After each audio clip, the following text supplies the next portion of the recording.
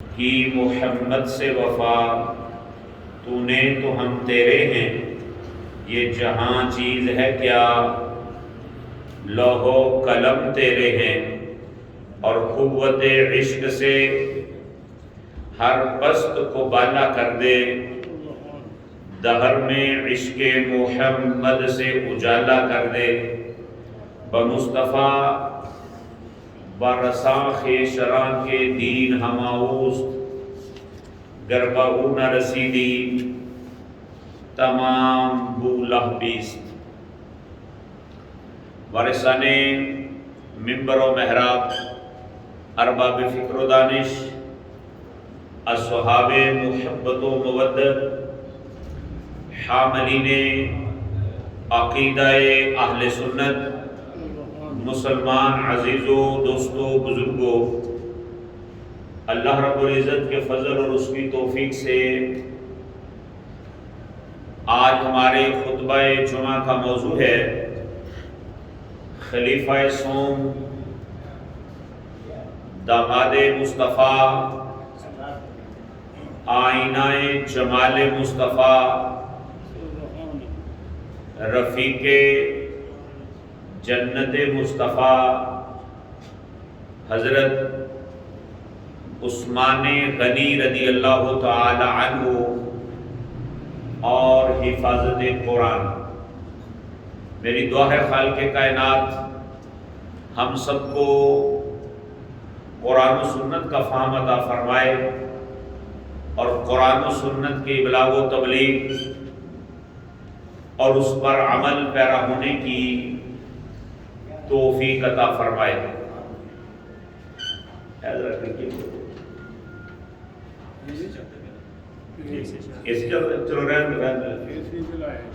ٹھیک درود شریف پڑھو، الصلاۃ والسلام علیک یا رسول اللہ وعلی آلک واصحابک یا حبیب اللہ۔ واجب الاحترام مسلمان عزیزوں، دوستوں، بزرگوں، میں یہ عرض کر رہا تھا کہ اللہ تبارک و تعالیٰ سے دعا ہے اللہ ہمیں قرآن و سنت کا فہم عطا فرمائے اور توحید کے سچے عقیدے پر، رسالت کے سچے عقیدے پر اور جتنے بھی عقائد اور عقائد اسلامیہ ہیں اللہ تبارک و تعالیٰ ان پر قائم رہنے کی بھی توفیق عطا فرمائے اور پہرا دینے کی بھی توفیق عطا فرمائے۔ عزیزان گرامی قدر، رسول عربی صلی اللہ علیہ وآلہ وسلم نے جو جماعت تیار کی تھی اس کی تعداد تقریباً 1.25 لاکھ بتائی جاتی ہے۔ ان میں سے 4 کا تذکرہ خلفاء کے لفظ کے ساتھ آتا ہے، جن میں یار غار مصطفیٰ حضرت ابو بکر صدیق رضی اللہ تعالی عنہ پہلے خلیفہ ہیں، اور مرید و مراد مصطفیٰ حضرت عمر بن خطاب رضی اللہ تعالی عنہ دوسرے خلیفہ ہیں، اور آئینہ جمال مصطفیٰ داماد مصطفیٰ حضرت عثمان غنی رضی اللہ تعالی عنہ تیسرے خلیفہ ہیں، اور چوتھے نمبر پر حیدر کرار مولا علی حضرت علی المرتضی شیر خدا کرم اللہ وجہہ الکریم، آپ کی ذات بابرکات ہے۔ ان میں سے جو تیسری ہستی ہیں جن کو حضرت عثمان غنی رضی اللہ تعالی عنہ کے نام سے یاد کیا جاتا ہے، یہ وہ ہستی ہیں جنہوں نے ابتدائے اسلام کے اندر ہی کلمہ پڑھ لیا تھا اور نبی اکرم صلی اللہ علیہ وآلہ وسلم کی شریعت کو اور محبت کو قبول فرما لیا تھا۔ پھر یہ وہ ہستی ہیں جنہیں تیسرے نمبر پر ملت اسلامیہ کی کا امیر بھی مقرر کیا گیا، اور حضرت عثمان غنی رضی اللہ تعالی عنہ نے تقریباً 12 سال ملت اسلامیہ کے اوپر حکومت فرمائی ہے، اور 18 ذوالحج کو آپ کو شہید کیا گیا ہے، اور آج اتفاق سے 18 ذوالحج ہی ہے، یعنی آج کا دن آپ کی شہادت کا دن ہے۔ حضرت عثمان غنی رضی اللہ تعالی عنہ اپنے دامن میں بہت سارے اوصاف رکھتے تھے جن کو ایک جمعہ میں یا 2 جمعہ میں یا 4 جمعہ میں احاطہ نہیں کیا جا سکتا، اتنی صفتوں کے مالک تھے۔ ان صفتوں میں سے ایک صفت یہ تھی جس کا بالخصوص میں آج کے خطبہ جمعہ میں تذکرہ کرنا چاہتا ہوں۔ وہ صفت یہ تھی کہ آپ عاشق قرآن تھے۔ ایک مرتبہ پھر سبحان اللہ کہیے۔ حضرت عثمان غنی رضی اللہ تعالی عنہ کے وصف بے شمار ہیں، آپ کی سیرت کے پہلو بے شمار ہیں جن کا احاطہ نہیں کیا جا سکتا، لیکن ایک کا تذکرہ میں آج کے خطبہ جمعہ میں کرنا چاہتا ہوں اور آپ کی توجہ چاہتا ہوں۔ وہ یہ ہے کہ حضرت عثمان غنی رضی اللہ تعالی عنہ عاشق قرآن تھے، ساری زندگی قرآن کے ساتھ وفا کی، اور اس کی ایک نشانی یہ ہے، ایک جب آپ شہید ہوئے تھے نا، شہید ہونے سے پہلے وہ قرآن جو آپ روزانہ پڑھا کرتے تھے اور دیکھا کرتے تھے، جس کی روزانہ زیارت کرتے تھے اور روزانہ پڑھتے تھے کھول کے، وہ قرآن بوڑھا ہو چکا تھا۔ اتنا اس کی تلاوت فرماتے اور اتنی بار اس کی زیارت کی ہے کہ آپ کی شہادت سے پہلے قرآن کے اوراق بوڑھے ہو چکے تھے، اور آپ فرمایا کرتے تھے اگر انسان کا دل پاک ہو جائے، حضرت عثمان غنی رضی اللہ تعالی عنہ کا قول سنو، آپ فرماتے تھے اگر انسان کا دل پاک ہو جائے تو وہ قرآن کی تلاوت سے کبھی سیر نہیں ہو سکتا، اس کا دل تلاوت قرآن سے کبھی بھر نہیں سکتا۔ جس بندے کا دل پاک ہو وہ پھر جھوم کے شدت کے ساتھ، کثرت کے ساتھ قرآن مقدس کی تلاوت فرماتا ہے۔ قرآن کے عاشق کیوں تھے؟ سنو، غوث اعظم سرکار رحمت اللہ تعالی علیہ، جن کے نام کی 11ویں ہر مہینے اور سالانہ بھی ہم کھاتے پکاتے ہیں، کھلاتے ہیں، وہ غوث اعظم سرکار رحمت اللہ تعالی علیہ فرماتے ہیں کہ اصل میں جو کل علوم ہے نا وہ 4 ہیں۔ کل العلوم منحصرۃ فی 4 انواع، کہ جو کل علوم ہے نا، علم کی کل تعداد، وہ فرمانے لگے 4 قسموں پر ان کا انحصار ہے۔ علم صرف 4 قسم کے ہیں۔ پوچھا گیا کون کون سا؟ آپ فرمانے لگے پہلا علم ہے شریعت کے ظاہر کا، دوسرا علم ہے شریعت کے باطن کا، تیسرا علم ہے طریقت کے باطن کا، اور چوتھا علم ہے باطنوں کے باطن کا۔ بالفاظ دیگر یوں سمجھو، آپ فرماتے تھے پہلا علم جو ہے وہ شریعت کا علم ہے، دوسرا علم جو ہے وہ طریقت کا علم ہے، تیسرا علم جو ہے وہ معرفت کا علم ہے، اور چوتھا علم جو ہے وہ حقیقت کا علم ہے۔ غوث اعظم سرکار کی بات سنا رہا ہوں رحمت اللہ تعالی علیہ ورضی اللہ تعالیٰ عنہ۔ آپ کی کتاب ہے سر الاسرار۔ سر الاسرار کے اندر آپ کا یہ مضمون موجود ہے جو میں خلاصے کے طور پر آپ کی خدمت میں عرض کر رہا ہوں تاکہ مضمون آگے چل سکے۔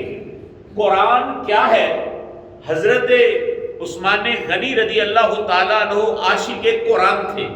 قرآن کیا ہے؟ حضرت غوث اعظم سرکار رحمت اللہ تعالیٰ علیہ فرماتے ہیں ٹوٹل علوم جو ہیں ان کی تعداد 4 ہے، 4 قسم کے علم ہیں، ان کے نزدیک 5واں کوئی نہیں۔ پوچھا کون کون سا؟ فرمانے لگے پہلا علم ہے شریعت کا علم، دوسرا علم ہے طریقت کا علم، تیسرا علم ہے معرفت کا علم، اور چوتھا علم ہے حقیقت کا علم۔ اب یہ چار علوم ہیں، چار قسم کے۔ اب غوث اعظم سرکار رحمت اللہ تعالی علیہ سے پوچھو یہ چاروں علوم ملتے کہاں سے؟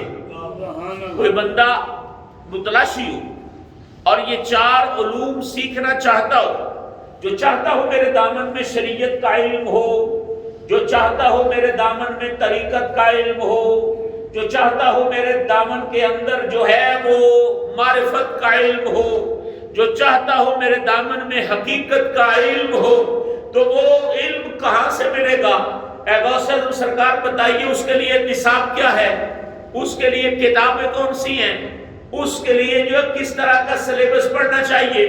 غوث اعظم سرکار رحمت اللہ تعالی علیہ فرماتے ہیں پہلی بات تو یہ ہے لا بدھا لحصولھا کلھا، فرمانے لگے ان چار علوم کا سیکھنا ضروری ہے، ضروری، ان چار علوم کا سیکھنا ضروری ہے۔ عرض کی مانتے ہیں ان چار علوم کا سیکھنا ضروری ہے، پر یہ بتائیے یہ چار علوم ملیں گے کہاں سے، ہم ان کو کہاں سے حاصل کریں گے؟ تو غوث اعظم سرکار رحمت اللہ تعالی علیہ آپ فرمانے لگے اگر تم یہ چاروں علوم سیکھنا چاہتے ہو تو فرمانے لگے والقرآن جامع بجمیعھا، والقرآن جامع بجمیعھا، فرمانے لگے یہ پانچ چاروں علوم قرآن سے ملیں گے۔ فرمایا چاروں علوم جو ہیں یہ قرآن کے اندر موجود ہیں، شریعت کا علم قرآن کے اندر، طریقت کا علم قرآن کے اندر، معرفت کا علم قرآن کے اندر، حقیقت کا علم قرآن کے اندر۔ کیوں؟ فرمان لگے نبی اکرم صلی اللہ علیہ وآلہ وسلم کا فرمان ہے۔ پوچھا کیا؟ فرمایا ہمارے نبی نے گل قدس کی پتیوں کو حرکت دی، رحمتوں کے پھول برسے، آب زمزم سے دھلے ہوئے الفاظ میں آقا کونین فرمانے لگے الشریعت شجرۃ والطریقۃ اغصانها والمعرفۃ اوراقها والحقیقۃ اثمارها۔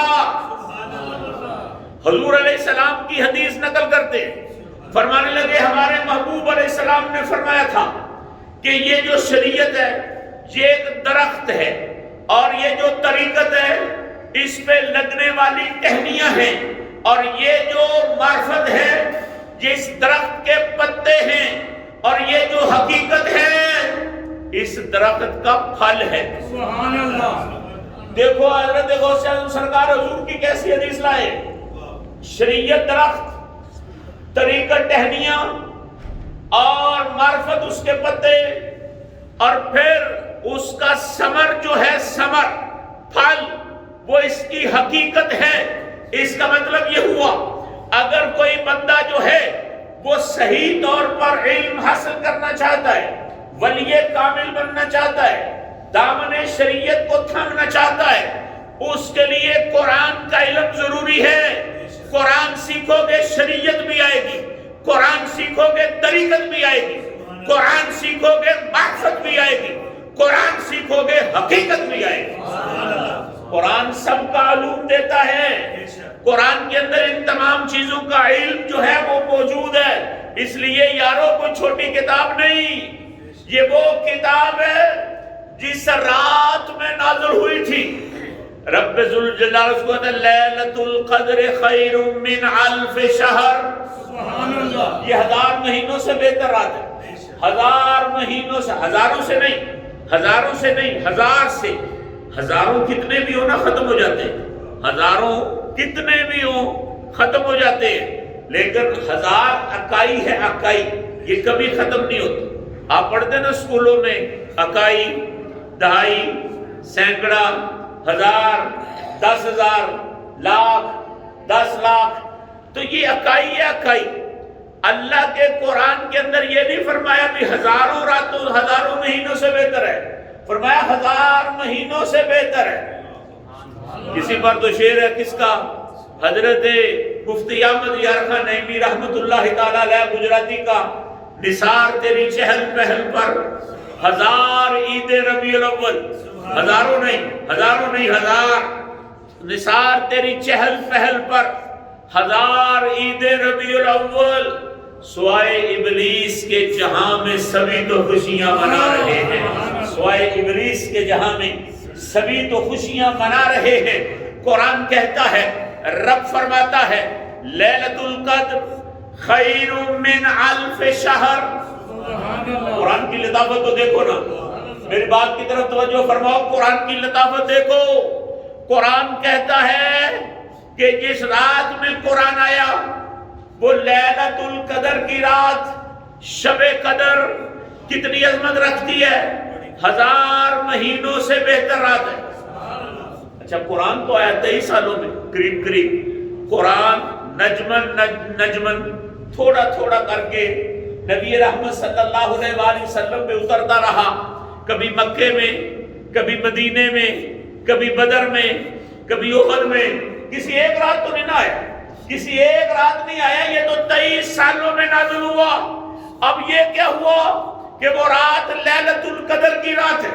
اس کا ایک معنی یہ ہے قرآن لوح محفوظ پر تھا، یک بار وہاں سے ایک ہی رات میں پہلے آسمان پہ اس کا نزول ہوا، وہ لوح محفوظ سے جس رات لیلۃ القدر والی رات تھی، اس رات میں جب نازل ہوا پہلے آسمان پہ یک بار آیا، تو رب ذوالجلال نے فرمایا عام رات نہ سمجھو، یا اللہ کیا ہے؟ فرمایا لیلۃ القدر کی رات ہے۔ یا اللہ لیلۃ القدر کیا ہوتی ہے؟ فرمایا 1000 مہینوں سے بہتر رات ہوتی ہے۔ سبحان اللہ۔ اب توجہ کرو نا، رات تو راتوں جیسی ہوتی، رات راتوں جیسی ہے، اسی طرح سورج ڈوبتے جب سے تم دیکھ رہے ہو، ایک ہی انداز ہے سورج کے ڈوبنے کا، ایک ہی انداز ہے سورج کے چڑھنے کا، ایک ہی انداز ہے تاروں کے ٹمٹمانے کا، ایک ہی انداز ہے چاند کے نظر آنے کا۔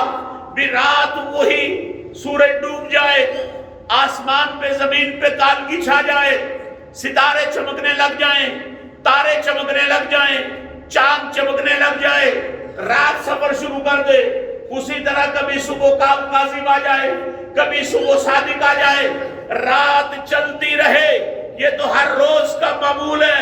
یا اللہ اس رات کو کیا ہوا؟ یہ تو راتوں جیسی ہی ہے۔ فرمایا ہے راتوں جیسی، پر اس میں وہ آیا ہے، یا اللہ کون؟ فرمایا وَإِنَّهُ لَكِتَابٌ عَزِيزٌ، اس میں وہ کتاب آئی ہے جو بڑی عزت والی ہے۔ وَإِنَّهُ لَكِتاب، کتاب نہیں کہا، لَكِتاب، وَإِنَّهُ لَكِتاب، اس میں کتاب آئی ہے۔ کتاب یا اللہ کون سی؟ فرمایا عزیز، عزت والی کتاب آئی۔ یہ وہ رات ہے جس رات میں عزت والی کتاب آئی ہے۔ اور سنو میرے بھائیو، جس رات میں وہ عزت والی کتاب آئے، وہ کتاب وہ رات لیلۃ القدر کی رات بنتی ہے۔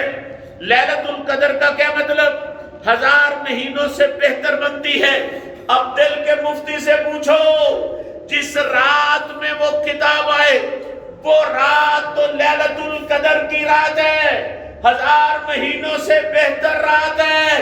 بتاؤ جس سینے پہ نازل ہوئی تھی وہ سینہ کتنی برکتوں والا ہے؟ وہ سینہ کتنی برکتوں والا ہے جس سینے کے اوپر یہ قرآن نازل ہوا تھا، وہ سینہ کتنی برکتوں والا ہوگا۔ اسی لیے ہم نے نہیں، اغیار نے بھی لکھا، غیروں نے بھی لکھا کہ جب سے رسول عربی صلی اللہ علیہ وسلم اپنی ماں آمینہ رضی اللہ تعالی عنہا کے بطن انور سے دنیا میں تشریف لا چکے ہیں، تب سے لے کے اب سے لے کے قیامت تک جتنی راتیں بھی آئیں گی، ہر رات لیلۃ القدر کی رات ہوگی۔ ہر رات لیلۃ القدر کی رات ہوگی۔ عزیزان گرامی قدر، میں عرض کر رہا تھا رب ذوالجلال نے فرما دیا جس رات میں آئے لیلۃ قرآن، وہ رات جو ہے وہ لیلۃ القدر کی رات ہے، 1000 مہینوں سے بہتر رات ہے۔ اب سنو اس قرآن کی عظمت کس کی زبان سے؟ آج اس کی شہادت ہے حضرت عثمان غنی داماد رسول خلیفہ سوم ذو النورین۔ کیا مطلب؟ دو نوروں والا، دو نوروں والا۔ کیوں جی دو نوروں والا کیوں؟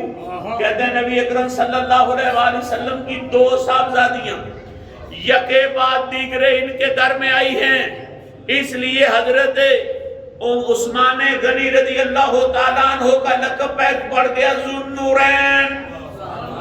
کیوں کہ سرکار کی 2 صاحبزادیاں ان کے گھر یکے بعد دیگرے تشریف لائی تھی۔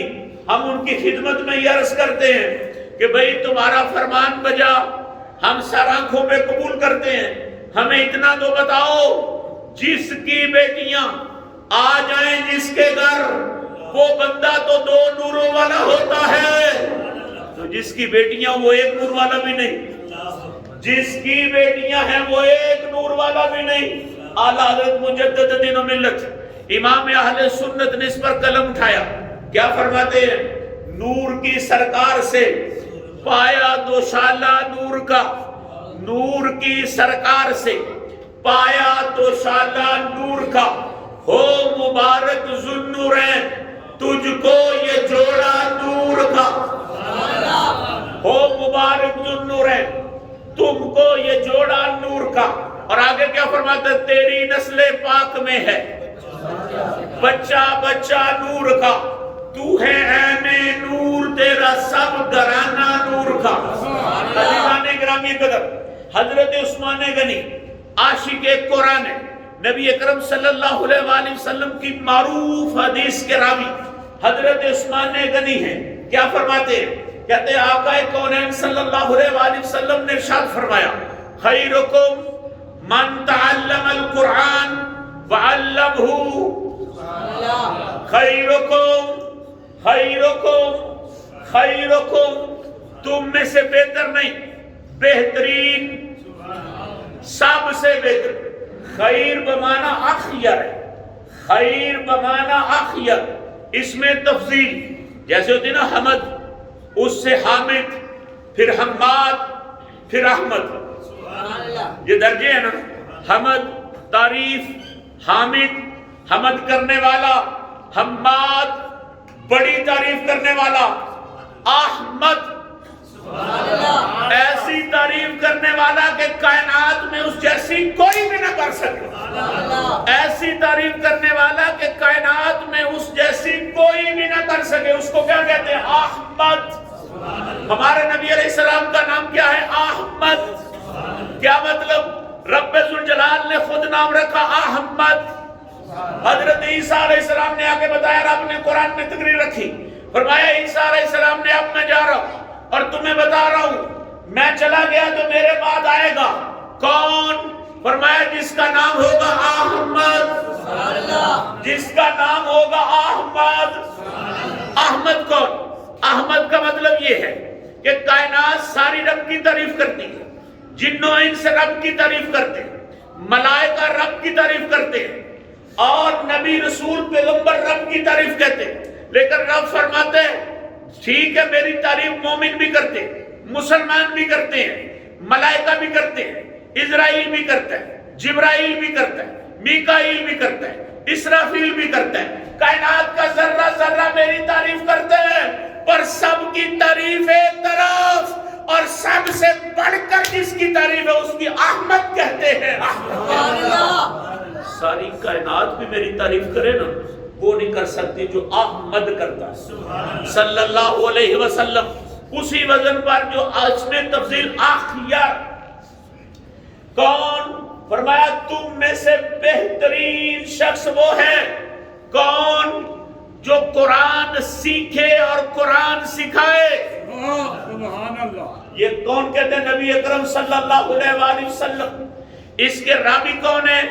حضرت عثمان غنی رضی اللہ تعالیٰ عنہ، حضرت عثمان غنی رضی اللہ تعالیٰ عنہ فرماتے ہیں کہ لوگوں، نبی اکرم صلی اللہ علیہ وآلہ وسلم نے فرمایا تھا خیرکم، تم میں سے بہترین انسان وہ ہے جو قرآن سیکھتا رہتا ہے اور قرآن سکھاتا رہتا ہے۔ ہمارے نزدیک مال والا جو ہے وہ بڑا بہترین انسان ہے، ہمارے نزدیک کوٹھی اور کار والا انسان بہترین انسان ہے، ہمارے نزدیک جس کا کاروبار بڑا سیٹ ہے وہ بڑا بہترین انسان ہے۔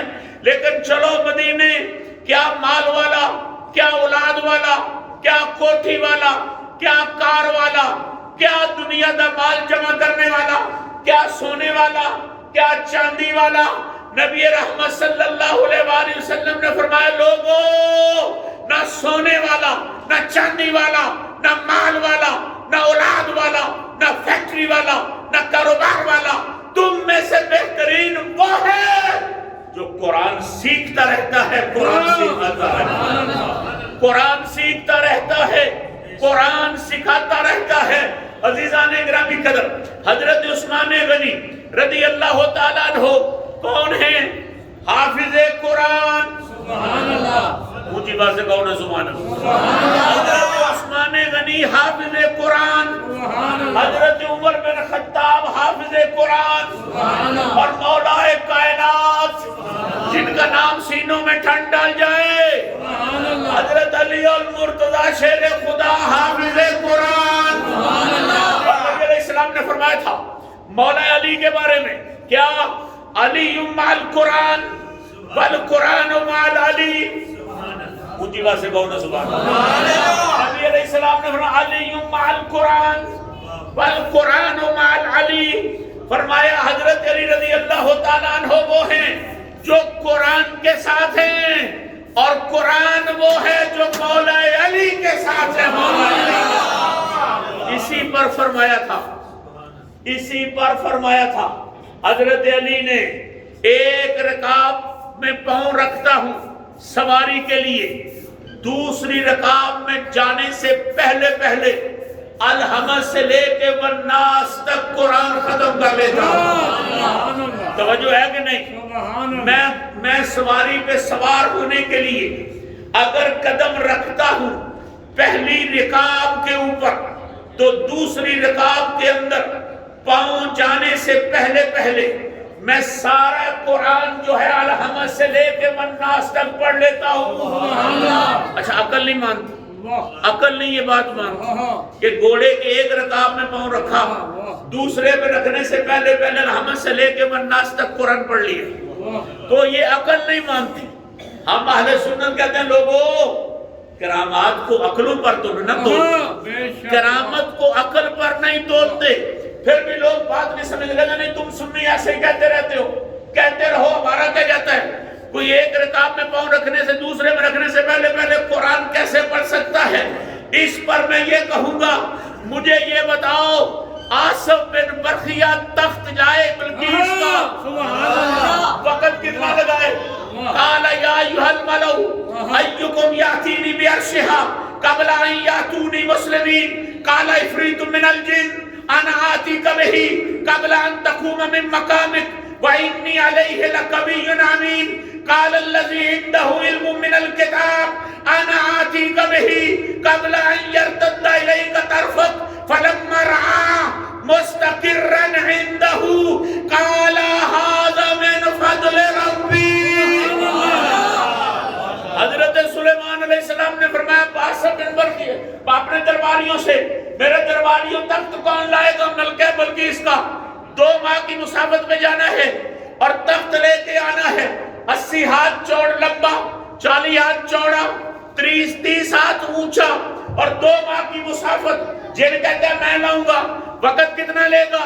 آپ کا دربار لگا ہے، ختم ہونے سے پہلے پہلے لا دوں گا۔ فرمایا یہ کیا وقت ہوا؟ یہ نہیں چاہیے مجھے، اسے جلدی چاہیے، بیٹھ جا نیچے۔ قال الذی عنده علم من الکتاب، حضرت سلیمان علیہ السلام کا صحابی اٹھا، سلیمان علیہ السلام کا صحابی اٹھا، میں لاتا ہوں۔ آپ نے فرمایا تو وقت کتنا لے گا؟ آگے سے کہتے ہیں حضور وقت کی کیا بات، توحید سیکھی آپ سے، رسالت سیکھی آپ سے، حقیقت سیکھی آپ سے، معرفت سیکھی آپ سے، طریقت سیکھی آپ سے، شریعت سیکھی آپ سے، رب کا علم سیکھا آپ سے، ایمان ملا آپ سے۔ اب وقت ختم ہو گئے، قبل یرتد الیک طرفک، آپ کی اوپر والی آنکھ نیچے آئے، یہ نیچے والی اوپر جائے، ابھی گلے نہ ملے مطلب کے بعد اللہ کے تمہارے دربار میں رکھ۔ صرف دعویٰ نہیں کیا، صرف دعویٰ نہیں کیا، صرف دعویٰ نہیں کیا، بلکہ حضرت سلیمان علیہ السلام کا جملہ سنو، اللہ فرماتا ہے فَلَمَّا رَآهُ مُسْتَقِرًّا عِندَهُ، مُسْتَقِرًّا عِندَهُ، جب سلیمان علیہ السلام نے اس کو اپنے سامنے پایا، اپنے سامنے پلک جھپکنے سے پہلے پایا، تو سلیمان علیہ السلام نے کیا فرمایا؟ ھذا من فضل ربی۔ میں ترجمہ کروں گا، میں کہوں گا وہ کہہ رہے تھے جب اللہ کا فضل ہوتا ہے پھر ایسے ہی ہوتا ہے، اللہ کا فضل ہو جائے تو پھر اللہ کا فضل ہو جائے پھر۔ اب دل کے مفتی سے پوچھو، اللہ کا فضل ہو جائے تو پھر عاصم بن برقیہ 2 ماہ سے تخت جو ہے وہ پلک جھپکنے سے پہلے لا سکتے ہیں۔ اگر سلیمان علیہ السلام کا درباری اللہ کا فضل ہو جانے سے تخت جو ہے پلک جھپکنے سے پہلے لا سکتا ہے، تو محمد عربی کا نوکر مولا علی مشکل کشا حیدر کرار ایک رکاب میں پاؤں رکھے دوسرے میں رکھنے سے پہلے قرآن پڑھ سکتا ہے۔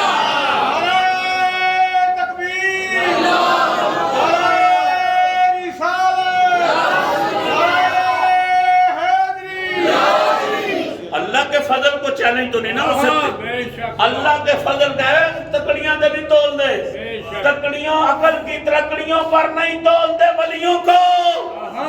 اور یہ صرف ولی تو نہیں، یہ وہ ولی ہے جس سے ولایت جاری ہوئی، یہ وہ ولی ہے جن سے ولایت جاری ہوئی ہے۔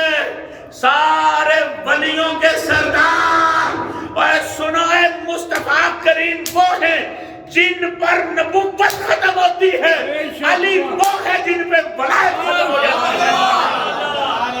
حضرت علی رضی اللہ تعالیٰ عنہ رکعت میں پاؤں رکھنے سے دوسرے سے پہلے قرآن سارا پڑھ جاتے تھے، لیکن ایک بات یاد رکھنا، تھے حافظ قرآن حضرت عمر رضی اللہ تعالیٰ عنہ، تھے حافظ قرآن حضرت علی المرتضی شیر اللہ رضی اللہ تعالیٰ عنہ، تھے حافظ قرآن حضرت عثمان غنی رضی اللہ تعالیٰ عنہ، لیکن عثمان غنی رضی اللہ تعالیٰ عنہ خلفائے اربعہ میں سے وہ تنہا شخص ہے جو مصلی پہ چڑھ کے تراویح میں قرآن آپ سناتا ہے۔ اونچی بات سے کہو نا سبحان اللہ۔ حضرت عثمان غنی رضی اللہ تعالیٰ عنہ خلفائے اربعہ میں سے، حضرت عمر بن خطاب رضی اللہ تعالیٰ عنہ تراویح نہیں پڑھاتے تھے، آپ نے ابی بن کعب سے کہا تھا کہ تراویح تم پڑھاؤ۔ حضرت ابی بن کعب رضی اللہ تعالیٰ عنہ تراویح پڑھاتے تھے، حضرت عمر پیچھے پڑھتے تھے۔ مولا علی نے بھی امام مقرر کیا تھا، امام نے پوچھا تھا کتنی پڑھاؤں، توجہ ہے کہ نہیں؟ مولا علی نے امام سے فرمایا تراویح پڑھا، امام نے پوچھا کتنی پڑھاؤں، مولا علی نے فرمایا 20 پڑھا۔ کتنی پڑھاؤں؟ 20 پڑھا۔ مکے میں بھی 20، مدینے میں بھی 20، آج بھی 20، پاکستان میں اہل سنت میں بھی 20۔ کیوں مولا علی نے امام سے فرمایا تھا کتنی پڑھاؤں؟ فرمایا 20 پڑھا۔ فرمائے مولا علی پھر 19 کیسے ہو جائے، پھر 8 کیسے ہو جائیں؟ مولا علی نے مصطفیٰ کی تراویح نہیں دیکھی تو آج کل کے 8 پڑھنے والے نے دیکھی؟ یار غور تو کرو نا، اگر مولا کائنات نے مصطفیٰ کی تراویح نہیں دیکھی وہ کتنی پڑھتے تھے؟ تو آج کے 8 پڑھنے والے نے دیکھی کہ مصطفیٰ کریم 8 تراویح پڑھتے تھے. مولا علی نے کہا 20 پڑھا. سبحان اللہ. اس لیے کہ مصطفیٰ نے 20 پڑھی, اس لیے کہ عمر بن خطاب نے 20 پڑھائی, اس لیے کہ اسی وجہ سے آج تک سنی نہ 19 پڑھتا ہے, نہ 18 پڑھتا ہے, نہ 15 پڑھتا ہے, نہ 12 پڑھتا ہے, نہ 10 پڑھتا ہے, نہ 8 پڑھ کے بھاگتا ہے, جب جاتا ہے 20 پڑھ کے جاتا ہے. لیکن ایک بات سنو, حضرت عثمان غنی رضی اللہ تعالیٰ عنہ کون ہے جو مصلی پہ تراویح آپ پڑھاتے ہیں اور سورتوں کے ساتھ نہیں, الحمد سے لے کے والناس تک سارا قرآن سناتے ہیں. اگلی بات سننے والی ہے, لوگ قرآن سن کر تراویح پڑھ کر تراویح کے ختم ہونے پر اپنے اپنے گھروں میں چلے جائیں. حضرت عثمان غنی وہ ہے جو اسی مصلی پر بیٹھ کر دن کے وقت بھی قرآن پڑھتے رہتے ہیں اور رات کے وقت بھی قرآن پڑھتے رہتے ہیں. سورج رمضان کا چلا تھا تو یہ عمل شروع کیا تھا, لوگوں نے اعلان کیا کہ آج صبح عید ہے. حضرت عثمان نے فرمایا پھر سنو, ہمارے بھی 61 قرآن ختم ہو چکے ہیں. 61 قرآن, 61 قرآن ایک تراویح میں اور 60 خود حضرت عثمان غنی رضی اللہ تعالیٰ عنہ پڑھا کرتے تھے. حضرت عثمان غنی کی محبت ہے قرآن سے. آپ جو ہیں وہ قرآن پڑھتے ہیں, دن رات قرآن پڑھتے ہیں, اور زمانہ کیا جانے قرآن کی عظمتیں کیا ہیں, قرآن اپنے دامن میں کیا شانیں رکھتا ہے, قرآن کو رب ذوالجلال نے کیا رفتیں عطا فرمائی ہیں. حضرت عثمان بن عبداللہ بن اوس الثقفی رضی اللہ تعالیٰ عنہ اپنے دادے سے روایت کرتے ہیں. سنو روایت, دل تڑپ جائے گا سن کر. آپ فرماتے ہیں نبی رحمت صلی اللہ علیہ وآلہ وسلم نے فرمایا قراءۃ الرجل القرآن فی غیر مصحف 1000 درجہ. فرمایا جو بندہ دیکھ کر قرآن پڑھتا ہے, جو بندہ زبانی قرآن پڑھتا ہے 1000 درجہ پاتا ہے. جو بندہ زبانی قرآن پڑھے 1000 درجہ پاتا ہے. اگلی بات سنو, جو بندہ کھول کے دیکھ کے قرآن پڑھتا ہے وہ بندہ 2000 درجہ پا جاتا ہے. مشکاہ شریف کے اندر حدیث, مشکاہ شریف کے اندر حدیث ہے, دیکھ کے پڑھو 1000 درجہ ہے نا, زبانی پڑھو 1000 درجہ, اوپر سے دیکھ کے پڑھو 2000 درجہ. اور بھی سن, کس کی زبان سے؟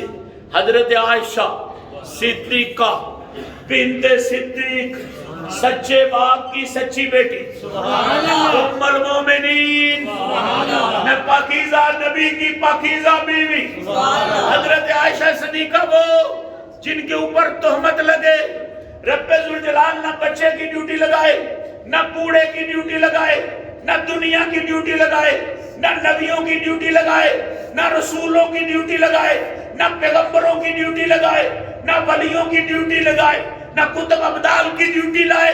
نہیں, رب ذوالجلال کی قدرتیں فرماتی ہیں اب پیچھے ہو جاؤ. یا اللہ کیوں؟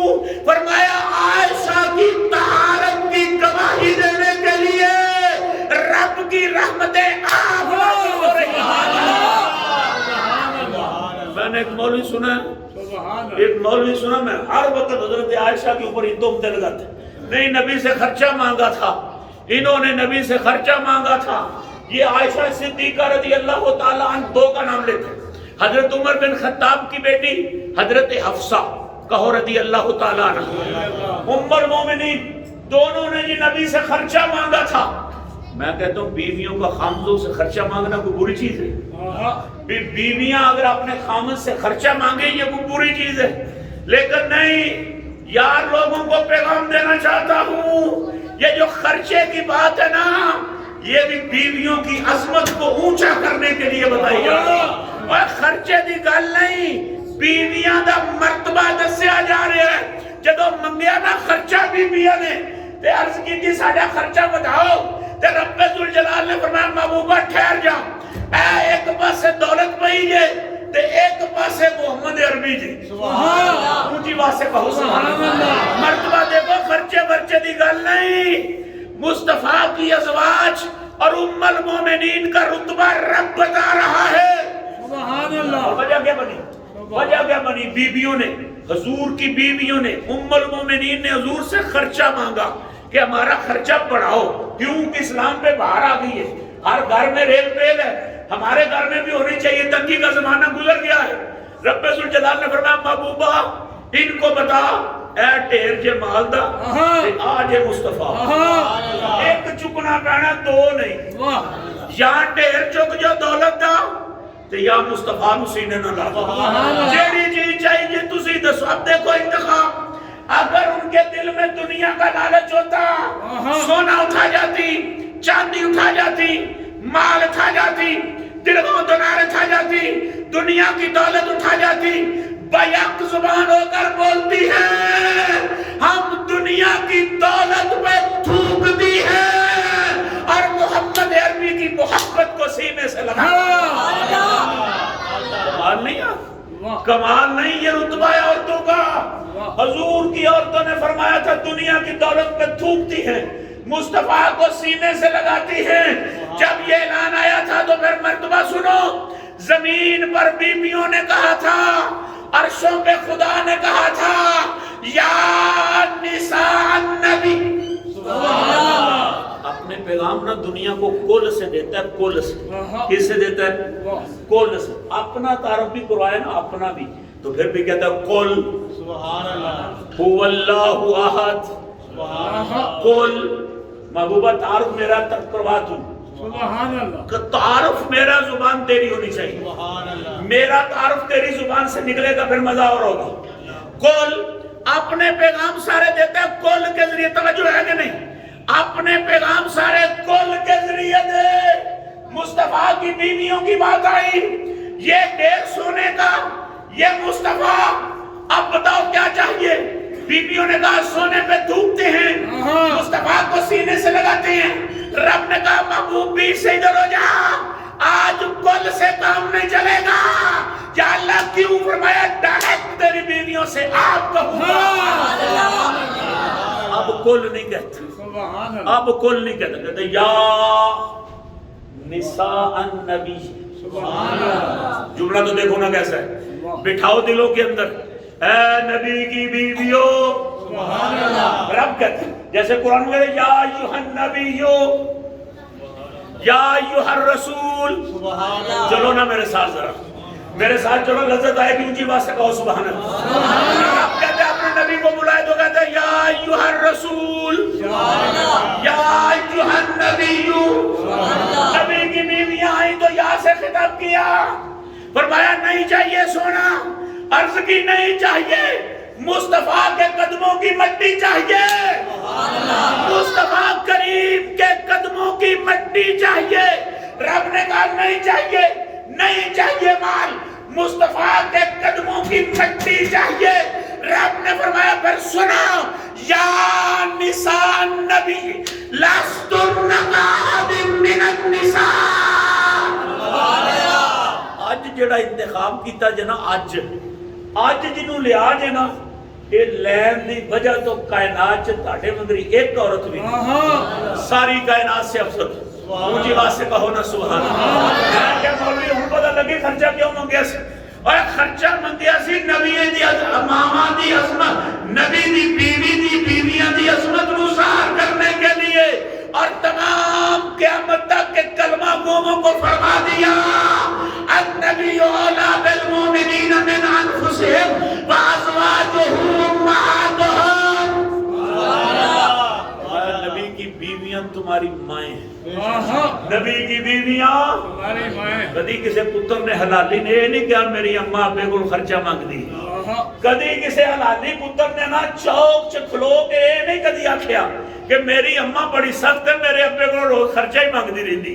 نہیں نہیں جی سبحان اللہ. تو سب فرمایا خرچہ گوانڈیاں کو نہیں. لیکن کبھی کسی بیٹے نے اپنی گلی میں کھڑے ہو کے اپنے دوستوں کو کبھی نہیں کہا. کیوں؟ کہ ماں ہے ماں. کیوں ماں ہے؟ کیوں؟ اونچی بولو کیوں؟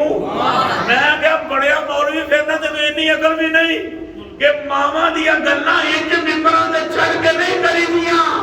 رب آندا ہی انہاں منگیا سی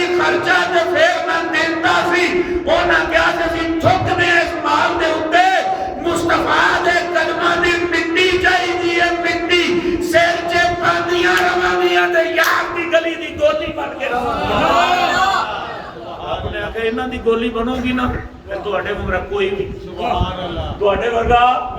تواڈے ورگا تے بندیاں نوں کیا کہ فرمایا خبردار جے کوئی گل کیتی یا اللہ کیوں فرمایا ماما نے تواڈی یہ کون نے تواڈیاں خبردار جے ماں دی گل کیتی تے ماں ہے تواڈی خبردار گل نہ کریو ماں دی او سی میاں بیوی دا معاملہ تے بے حسمت آگے نہیں ملیاں نے وہ حضرت عائشہ صدیقہ کی بات سنو وہ کہتے ہیں نبی اکرم صلی اللہ علیہ وسلم نے فرمایا الماہر بالقرآن وہ تھے گا لے اونچی بات سے بہت سبحان اللہ الماہر بالقرآن مع السفرۃ الکرام البرر فرمایا جو قرآن کا ماہر ہوتا ہے جو شیخ الحدیث ہوتا ہے جو غواص ہوتا ہے جو قرآن کے معنی و مطالب جانتا ہے جو تفسیر جانتا ہے جو لوگوں کو مسائل نکال کے بتا سکتا ہے اس کا مرتبہ کیا ہے یا رسول اللہ کیا ہے فرمایا اس کا انجام قیامت والے دن معزز فرشتوں کے ساتھ ہوگا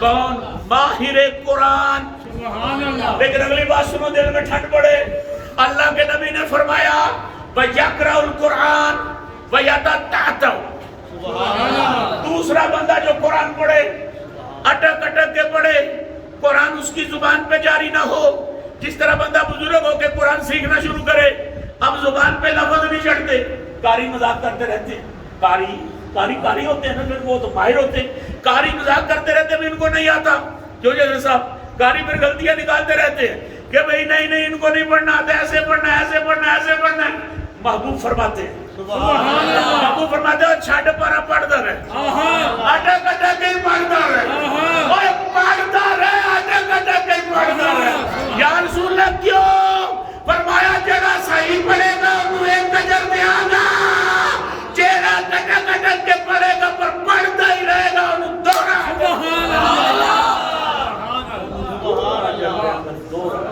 جڑا اٹک اٹک کے بھی پڑھتا رہا لہو اجران حدیث کے الفاظ اونچی بات سے کہو سبحان لہو اجران وہو